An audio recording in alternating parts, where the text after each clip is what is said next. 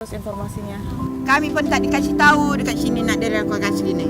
Tiba-tiba disuruh pindah. Disuruh pindah dari sini. Kapan katanya disuruh pindah? Tanggal 28 nih katanya.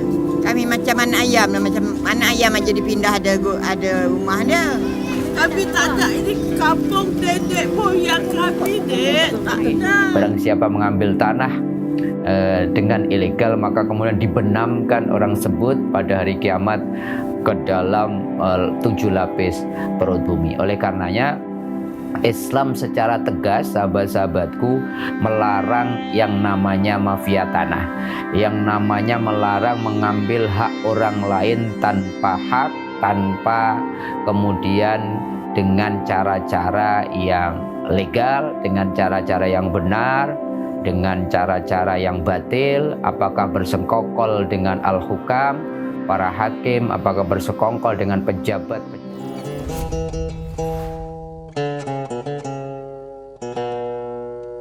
Assalamualaikum warahmatullahi wabarakatuh. Alhamdulillahirabbil alamin. Allahumma sholli ala sayyidina wa maulana Muhammadin wa ala alihi wa ashabi ajmain. Sahabat-sahabatku pemirsa channel Tauhid Cinta, beberapa waktu yang lalu kita dihebohkan oleh demo yang memicu bentrokan antara warga yang kemudian tinggal di Pulau Rempang di daerah Batam dengan aparat keamanan karena kasus mereka akan dipindahkan, atau bahasanya biasanya kita sebut digusur, karena di Rempang ini ada kurang lebih 17.000 hektar yang akan dijadikan proyek strategis Eco City Rempang, ya. Persoalan-persoalan seperti ini kan persoalan yang sering terjadi, ya. Banyak kasus-kasus yang kemudian melibatkan banyak pihak yang kita sebut tentang agraria, ya. Ada mafia tanah, dan kemudian ada tidak saja orang kecil, bayangkan para pejabat saja, mantan dubes saja orang tuanya pernah kemudian tiba-tiba rumahnya diambil alih oleh pihak lain. Tiba-tiba sertifikatnya kemudian berganti nama. Belum lagi kemudian kita bayangkan masyarakat awam yang kemudian yang tidak melek secara hukum, kemudian orang-orang berkongkal-lingkong dengan pejabat Badan Pertanahan Nasional dan pengusaha atau pihak lain, dan kemudian melakukan proses pengambil alihan tanah orang lain secara ilegal atau yang kita kenal dengan mafia tanah. Oleh karenanya, karena kasus seperti ini sering berulang, mari kita lihat agama kita, agama Islam melihat tentang agraria ini. Pertama, saya kira Al-Quran mengatakan di dalam surat Al-Baqarah 188, Allah menegaskan betul, Bismillahirrahmanirrahim, wala ta'kulu amwalakum bainakum bil batil. Janganlah kalian mengambil harta orang lain di antara kalian bil batil, dengan cara yang tidak benar. Batil itu berarti ilegal. Salah satunya disampaikan lewat lanjutan ayat ini, wala tudlu biha ila hukami litakunu fariqam min amwalinas. Jadi kalian kemudian berkongkali-kong dengan hakim, litakulu fariqam min amwalinas bil ismi. Kalian kemudian bersekongkol dengan notaris, dengan hakim di sini, kemudian untuk mengambil tanah sebagian manusia bil ismi, dengan cara dosa, dengan cara yang ilegal, dengan cara yang melanggar hukum. Wa antum ta'lamun, padahal kalian tahu persis tanah itu bukan tanah kalian dan memang secara sengaja ingin diambil alih. Dari sini maka kemudian para ulama mengambil sebuah hukum bahwa mafia tanah atau mengambil tanah orang lain itu merupakan sesuatu yang haram, sesuatu yang dilarang keras bahkan oleh agama. Oleh karenanya Rasulullah SAW menyampaikan dalam sebuah sabdanya warning yang sangat keras tentang hati-hati dengan merampas tanah orang lain dengan cara-cara bighairil haq, dengan cara-cara yang tidak hak, dengan cara-cara yang batil. Rasulullah misalkan dalam sebuah sabdanya, riwayat Imam Muslim mengatakan la ya'khudhu ahadun shibron minal ardi. Janganlah kemudian seseorang itu menguasai sejengkal tanah bighairi haqqin, bighairi haqqihi, tanpa kemudian dia punya hak atas tanah itu. Berarti apa? Berarti memang secara sengaja, secara melanggar hukum, secara ilegal mengambil tanah orang lain bighairi haqqihi.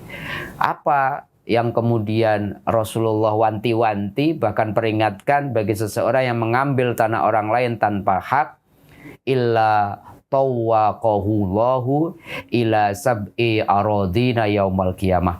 Kalau seseorang mengambil tanah orang dengan cara bekerja sama yang tidak benar dengan pihak-pihak yang punya kepentingan, punya kuasa, maka kecuali Allah akan nanti di akhirat menghimpitkan 7 lapis bumi itu kemudian kepada orang tersebut. Dalam riwayat Imam Bukhari, Rasulullah menggunakan redaksi yang agak berbeda dengan mengatakan man ahada minal ardi syai'an bighairi haqqihi.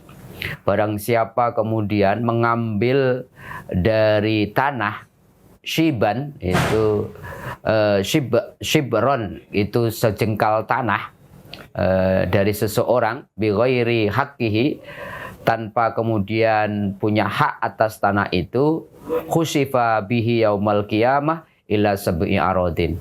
Kalau pakai bahasa Imam Muslim itu dihimpit oleh 7 lapis bumi. Kalau pakai bahasa Imam Bukhari, barang siapa mengambil tanah dengan ilegal, maka kemudian dibenamkan orang sebut pada hari kiamat ke dalam 7 lapis perut bumi. Oleh karenanya Islam secara tegas, sahabat-sahabatku, melarang yang namanya mafia tanah, yang namanya melarang mengambil hak orang lain tanpa hak, tanpa kemudian dengan cara-cara yang legal, dengan cara-cara yang benar, dengan cara-cara yang batil, apakah bersekongkol dengan al-hukam, para hakim, apakah bersekongkol dengan pejabat-pejabat yang membawahi pertanahan. Oleh karenanya saya kira ini harus menjadi catatan penting ya buat bangsa kita, karena mafia tanah ini masih merajalela. Tidak saja buat orang awam yang dirugikan, tapi orang-orang yang punya akses kekuasaan saja masih kemudian menjadi korban mafia tanah. Oleh karenanya saya kira harus ada reformasi agraria yang menyeluruh. Walaupun sekarang sudah ada undang-undang yang merevisi Undang-Undang Agraria nomor 5 tahun 60 direvisi menjadi Undang-Undang Pokok Agraria tahun 2022. Di negara kita juga sudah ada kementerian khusus ya, Agraria dan Tata Ruang sekaligus Badan Pertanahan Nasional. Saya kira ini regulasi yang sudah baik. Tinggal bagaimana regulasinya kemudian diterapkan, kemudian hukum kemudian ditegakkan dengan selurus-lurusnya, sehingga kemudian tidak ada toleransi lagi, kemudian memberikan ruang-ruang kepada para mafia tanah untuk kemudian terus bergerilya mengambil tanah-tanah yang bukan hak mereka dan merugikan banyak pihak.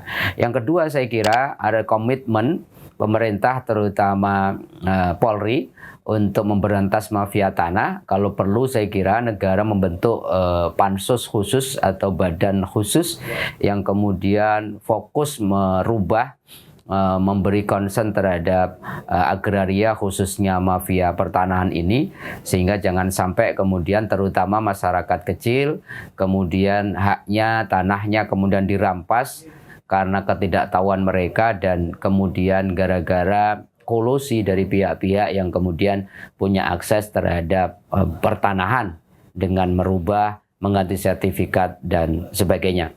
Oleh karenanya kasus Rempang saya kira harus menjadi momentum untuk kita mengambil pelajaran penting. Biasanya kan kasus-kasusnya itu kemudian masyarakat yang sudah menghuni satu wilayah turun-temurun, kemudian ternyata mereka nggak punya hak atas tanah itu, sehingga mereka padahal sudah menganggap ini tanah nenek moyang mereka atau tanah adat mereka, tanah ulayat mereka, sehingga ini harus segera dengan hukum ini dijelaskan, diberikan rambu-rambu yang clear, sehingga kemudian mafia tanah bisa segera kita minimalisir pelan-pelan, sampai kemudian undang-undang agraria itu memberikan keadilan seadil-adilnya bagi siapapun, ya saya kira tidak hanya bagi warga kelas bawah, tapi siapapun diharapkan ketika mereka memiliki tanah itu dengan kepemilikan yang legal, kepemilikan yang diakui oleh undang-undang, tidak ada pihak-pihak yang kemudian diberikan ruang untuk mengambil tanah orang lain tanpa kemudian sesuatu yang benar dengan cara-cara yang batil. Mudah-mudahan ini bermanfaat, menjadi catatan penting buat semua stakeholder untuk melihat bahwa masalah tanah, masalah agraria ini masalah yang sangat penting karena ini melibatkan semua lapisan masyarakat.